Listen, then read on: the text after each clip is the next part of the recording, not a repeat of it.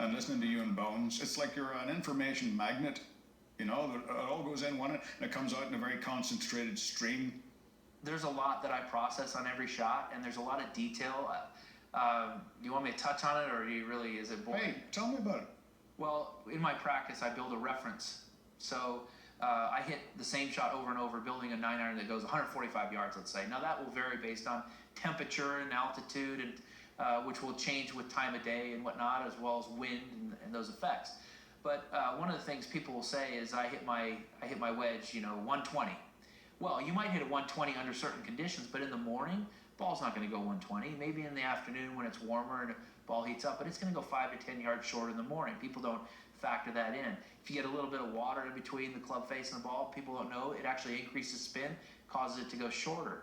The first cut always comes out 6 to 8 yards dead. If the grain is into you, it's going to launch and hit lower on the face, launch lower, have more spin. If it's down grain, the club slides a little bit quicker, you'll get more out of it. If it's sitting up on zoysia or off of a tee, always goes 5 yards farther with each iron, based on the fact that the center of gravity is underneath the ball and it launches higher, a little bit less spin. All these things I have to factor in when I look at the lie. Okay, how is the lie and how is the ball going to come out relative to my 145 9-iron? Now, that's 10 off a stock, so I have a normal swing, right, and then I have a second swing for every iron shot, and it's a little bit shorter backswing with the same acceleration. So I have a 145 and a 155 yard shot. What is the lie going to do? What's the temperature? What's the wind? How do I want the ball coming into the green? If you choke down an inch, 3 yards comes off of it. 1 degree aloft is 3 yards. So if you open the face a degree, that's 3 yards. So if I have a reference of 145, I want it to fly 142, I can choke down an inch. It'll come in a little bit lower, a little bit flatter, and release. Or I can just open it up and hit a little bit of a cut. That'll be 3 yards, but it'll back up.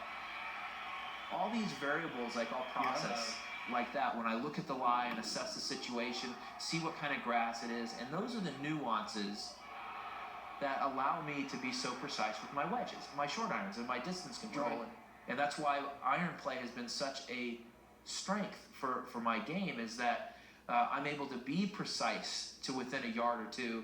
And in my practice sessions, because I hit 1,500 balls every month to those specific numbers, my reference is pretty on. If I hit a shot 145 and I feel like I nailed it, it usually does that. Yeah.